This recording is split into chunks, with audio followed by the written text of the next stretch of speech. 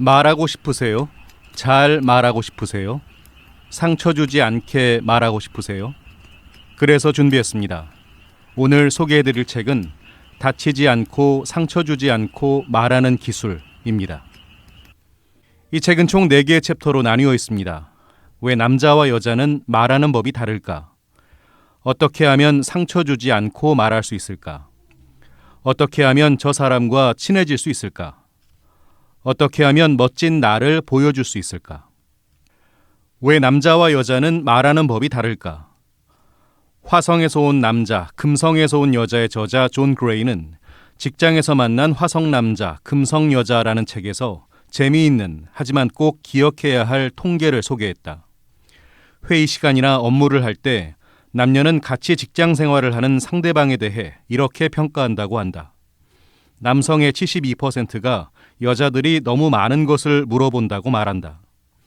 여성의 80%가 답을 알고 있더라도 질문하는 것을 선호한다고 말한다.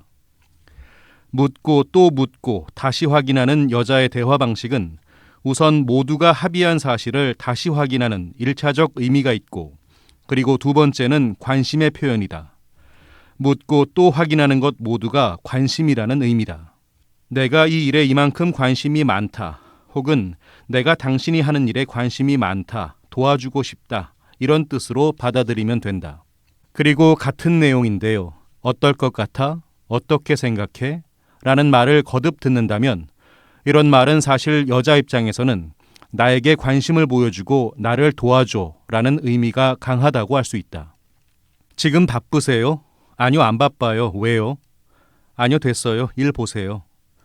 사실 여자가 지금 바쁘세요 라고 묻는 속뜻은 저 좀 도와주세요 라는 뜻인데, 애석하게도 그 말을 알아듣는 남자는 극히 드물다. 남자는 기본적으로 커뮤니케이션 방식이 직선적이고 두괄식이다. 그래서 바쁘세요 라는 말을 남자는 바쁘냐, 무슨 일 하냐의 의미로만 생각한다. 그래서 아주 정직하게 바쁘다 혹은 그렇지 않다라고 대답한다. 이처럼 남자의 커뮤니케이션 스타일이나 포커싱은 문제 해결에 꽂혀 있다. 그래서 여자가 무언가 직접 간접적으로 도움을 요청하면 일단 남자는 여자의 감정 상태 등을 같이 공유하기보다는 바로 그 문제를 해결할 방법만 몰두한다. 그래서 여자가 남자에게 잔소리를 하면 남자는 여자에게 가르치려 하는 실수를 자주 하게 된다. 무엇이든 해결책을 찾아주는 것이 훌륭한 대화법이라고 생각하기 때문이다. 남자는 꼭 기억하기 바란다. 여자가 지금 바빠?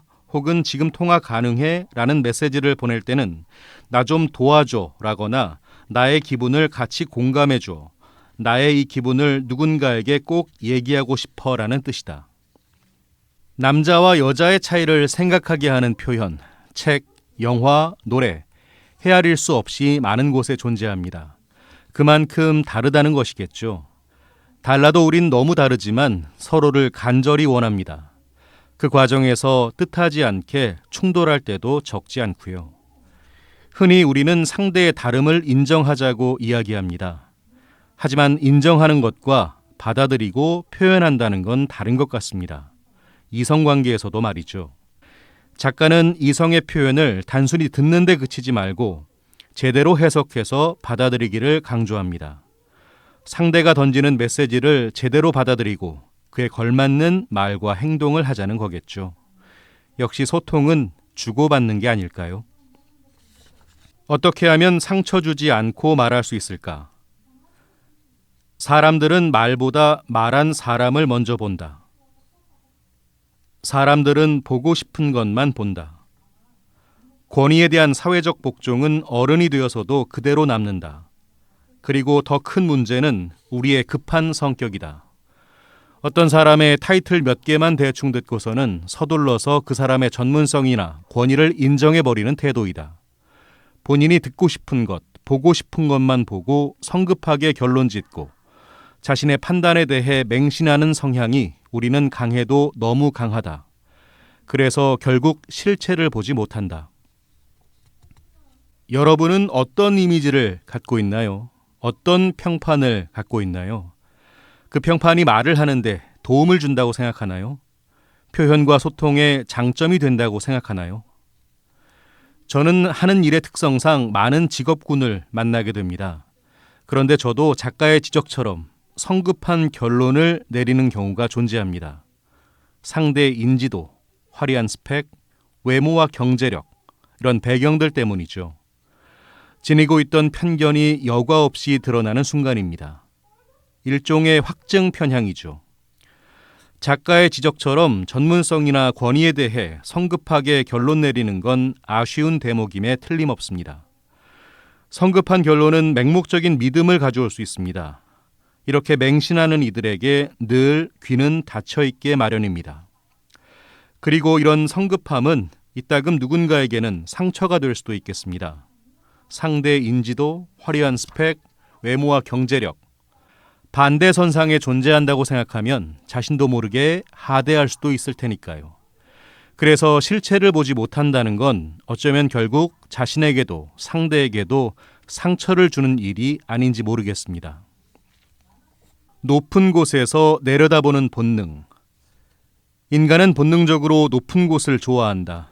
그런 곳에 가면 자신도 모르게 마음이 편안해지고 기분이 상쾌해지면서 원기마저 회복되는 느낌을 받는다. 나이가 많을수록 등산을 좋아한다면 나만의 근거 없는 주장일까? 확실히 나이와 등산과의 상관관계는 있어 보인다. 연세 있는 분들이 등산을 좋아하는 이유는 뭘까? 인생의 절정기가 지난, 그래서 절정기의 서열보다도 한참 내려간 지금의 모습을 위로하기 위한 본능적인 행동이 아닐까? 물리적으로라도 높은 곳에서 아래를 내려다보면서 심리적인 위로를 받으려는 무의식적 행위가 아닐까? 수시로 높은 곳에서 올라 세상을 내려다보라. 그러면 세로토닌은 확실히 증가한다. 그러면서 나부터 위로하라. 저는 약간의 고소공포증이 있습니다. 그래서 등산도 정상쯤 오르게 되면 사실 무섭기도 합니다. 하지만 이 상황에서도 아래를 내려다보는 심정은 왠지 여유롭고 뿌듯하기까지 합니다. 나이와 등산의 상관관계를 무조건 받아들일 생각은 없습니다. 하지만 사회에서, 직장에서 늘 높은 곳을 향해 인생을 내달려온 우리에게 정상에서 내려다보는 아래의 모습은 왠지 짜릿하게까지 느껴집니다. 등산을 즐기지는 않지만 오랜만에 새롭게 나를 위로하는 방법을 알아차립니다. 위로를 통해 내가 받는 평안, 상대에게도 고스란히 전달되겠죠. 높은 곳에서 세상을 내려다보는 것, 굳이 안 할 이유가 없어졌습니다. 어떻게 하면 저 사람과 친해질 수 있을까? 단점을 섞어야 설득력은 배가 된다. 우리의 머릿속에는 구두쇠가 떡하니 들어앉아 있어서 무언가 처음 접하는 것을 보게 되면 좀처럼 후한 점수를 주지 않고 단점을 먼저 찾는다. 처음 만나는 사람에게 좋은 점수를 주지 않는 것과 마찬가지다. 이렇게 머릿속에 구두쇠가 들어있는 사람들에게 효과적으로 태도 변화를 일으키기 위해서는 의도적으로 상대가 생각할 만한 부정적인 정보나 생각을 먼저 언급하면 좋은 효과를 얻을 수 있다. 만약 앞서 언급한 홍삼에 대해 이야기해보면 상대가 생각할 만한 부정적인 포인트를 내가 먼저 시작하는 거다. 오늘 방송하는 상품이 뭐야? 몸에 좋은 홍삼. 그래? 홍삼은 체질에 따라 다르다고 하던데 괜찮아? 그럼 당연하지. 특히나 요즘처럼 미세먼지가 많을 땐 이 면역력이 떨어지니까 당연히 홍삼이 필요하지. 가격이 좀 비싸긴 하지만 농축액 타입이라서 조금씩만 먹어도 효과는 확실히 다르잖아. 아, 비싸긴 해도 필요하겠구나. 상대를 설득하기 위해서는 최대한 포인트를 단순화해 3가지로 압축해서 전달하라는 메시지를 많이 접했을 것이다. 하지만 이제 세상이 많이 변했다. 정보는 엄청나게 많이 늘었지만 이에 반비례해서 관심은 뚝 떨어졌다. 관심이 없는데 정보가 무슨 소용이 있겠는가? 더구나 우리의 머리엔 이미 예전부터 짜디 짠 구두쇠가 떡하니 들어앉아 있는데 말이다. 그래서 포인트를 3가지로 압축하는 것까지는 좋은데 중간에 살짝 부정적인 메시지나 질문을 추가하는 것이 더욱 효과적이다. 대신 이것을 맨 처음이나 마지막에 언급하는 것은 금물이다. 마지막에 부정적인 정보를 접하면 그냥 부정적인 인상이나 기억만 남게 될 가능성이 높기 때문이다. 우리에겐 모두 방어 기제가 존재합니다. 사전적 정의, 선입견, 편견, 가치관, 경험치, 누군가의 이야기까지. 이런 것들이 이따금 무언가를 막아서려 하고 누군가를 거부하려는 벽을 만들곤 하죠. 어쩌면 당연한 것인지도 모르겠습니다. 단점을 섞어야 설득력은 배가 된다? 어쩌면 표현의 스킬 정도로 생각할 수도 있겠지만 내가 제안하는 내용에 진심이 담겨 있다면, 내가 이야기하는 내용이 상대를 이롭게 할 수 있다면, 나 자신이 상대에게 긍정적인 도움을 줄 수 있다면 한 번쯤 활용해 보는 것도 좋을 것 같습니다. 생각의 속도를 앞지르는 워딩. TV 홈쇼핑에서도 워딩은 중요한 역할을 한다.